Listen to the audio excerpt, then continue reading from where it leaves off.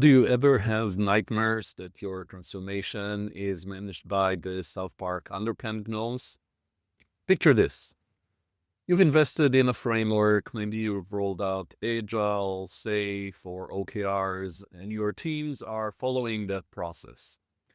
But despite all of the activity, the promised business impact just isn't showing up. Sound familiar? If so, you might be caught in what I call process theater. That's the situation where everyone's performing the rituals, but the outcomes you care about never materialize.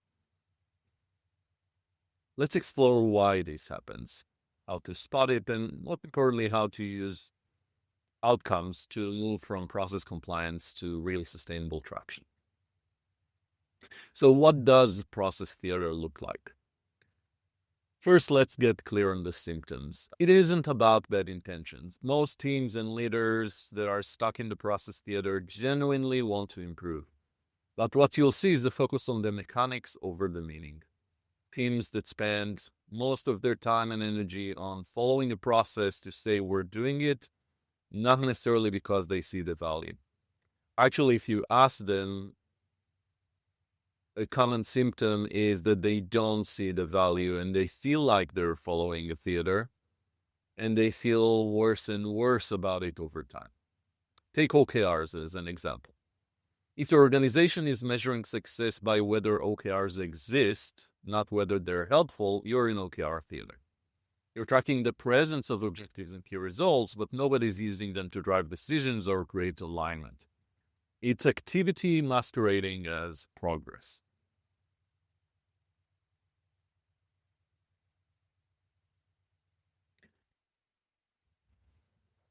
Why does process theater take root so often?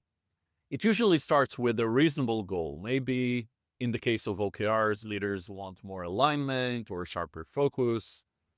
But instead of connecting the dots between the process we're introducing and the intended impact, more likely people jump straight into implementation. It's the classic underpants gnomes problem. Step one, collect underpants, or in our case, run stand-ups, write OKRs. Step three, profit. In this case, achieve alignment. Or whatever was the original reason you decided to go for OKRs or whatever is the transformation that you're focused on. Well, nobody can explain step two. You ask again and people go back to the activity and features. That missing middle layer is the connective tissue, the actual behaviors and outcomes that bridge process and impact. Without it, you often end up with a lot of motion, but not much movement, not the impact that you're looking for.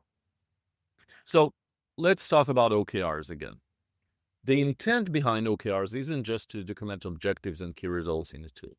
It's to create alignment with autonomy most of the time. That's what people are looking for. You want people moving in the same strategic direction, but with the freedom to figure out how to get there. It's the heart of agility, aligned and empowered teams. But in order to get there, you need to define the behaviors you want to see. Instead of teams writing OKRs because they were told to, you want teams that understand the strategic context and can make decisions themselves. For leaders, it means providing clear intent, direction, and stepping out of the way, trusting teams to own the how. So how do you build that trust? Leaders need to know what teams are working on. When teams focus on a few key things and deliver tangible process, it builds trust. That trust in turn leads to more empowerment and more decentralized decision-making. Over time, you get a positive flywheel.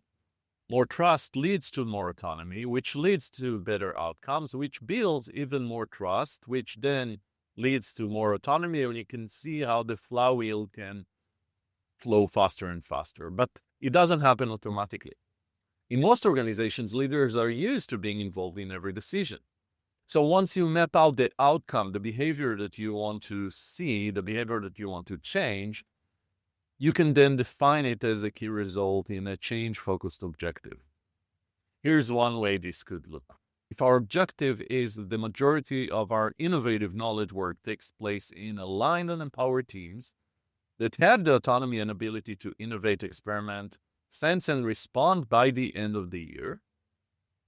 The key result that would lead to, that would indicate we're heading there, that would be the thing we focus on in order to create that result, is leaders let their teams figure out what to build 80% of their time.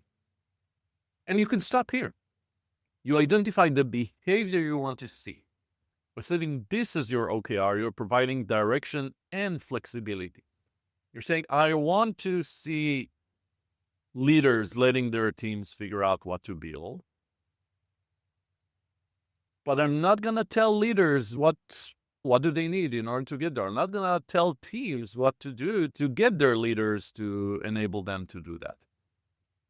The leaders and teams would work together on achieving this objective, this key result. They will have to hypothesize, ship some changes to how they work, sense whether they're working, respond by adjusting course, different techniques, different interventions to try to move the needle towards this goal. Having said that, sometimes a bit more direction can be useful. While you should avoid telling teams exactly what to do, you could provide the direction that points to trust as a leading indicator or an enabler for empowerment and autonomy. So how might that key result look like? You might use something like leaders consider 80% of their teams to be accountable, predictable, and trustworthy. What's important, by the way, is to provide that connecting tissue, to share with teams the reason we want to choose this key result is because we consider it a leading indicator towards leaders letting their teams figure out what to build. We're pointing to an assertion, an hypothesis, an assertion about the connection, the causality between these two key results, a leading indicator and a lagging indicator. So if you're a leader and you sense process theater in your organization, here's what you might try. Start with mapping out the specific behaviors that feel like that theater. What are people doing just to check a box? Walk back from those behaviors. What's driving them? What's the impact? Can you identify a downward spiral where these behaviors are causing other behaviors that are undesirable and over time, let's say in the case of our OKRs example, we're doing things that are making us less trustworthy. The fact that we're less trustworthy will lead to us being trusted less and micromanaged more, which would make us feel more like pawns rather than like players, which, would lead to us not being very accountable to our work and saying, yeah, somebody else is going to fix those things. Anyhow, they don't trust us, which is going to lead to less and less trust, more and more meddling, and eventually to leaders feeling like they have to be involved in everything and the organization not really being scalable and not a fun place for people to thrive. So at this point, you might want to reconnect with the original intent. What are the outcomes and impacts you were after by introducing, this practice, this framework, this intervention? You can use outcome mapping to clarify the chain from the process that you're using to the desired impact and look for where it is broken. Where is there a missing link, missing tissue, or where, a behavior is happening that is undesirable, that you would like to actually intervene. Look for the intervention that will stop the downward spiral. And ideally, start turning the flywheel towards the outcomes and impact that you're seeking. And then you can set an objective and key result, or a set of key results around these behaviors and outcomes, not around the vanity metrics. Even these are harder to measure.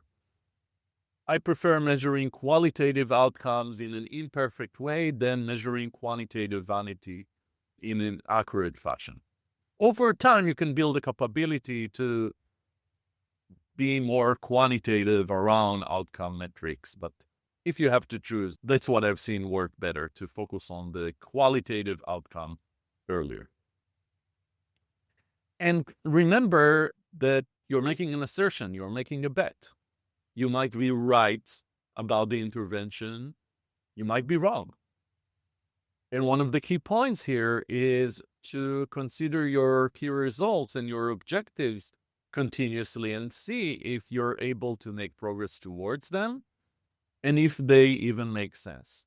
That despite the fact that teams are more accountable, predictable, and trustworthy, that's still not leading to leaders empowering them. Maybe there's something else going on. Maybe you fixed one thing and now you need to tackle the next obstacle, the next constraint. And maybe it was a wrong assertion to begin with that trust had anything to do with it. The important thing is by focusing on what's the impact that you want to see, what's the lagging outcome that you want to see, and by setting leading indicators as well as the ability to be adaptive around them, to sense and respond around them, you're building your ability to develop your organization, to work through issues, rather than managing a project of implementing OKRs in this case. What you're doing is you're using OKRs, thinking, outcome orientation, and experimentation to build an adaptive organizational capability using an adaptive approach. This thinking, outcome mapping, all of this is inspired by OKR workshop, which I participated in last week. I recently joined Sense and Respond Learning, Jet and Josh's organization, as a certified training partner, and we'll be teaching the OKR masterclass to help organizations leverage OKRs to move their product development and transformation efforts from outputs to outcomes, from process theater to an experimentation, adaptive capability. So if you're sick of process theater and the idea of evolving to focus on outcomes sounds interesting, let's discuss. Thank you for listening in to another episode of Scaling with Agility. I'm Yuval.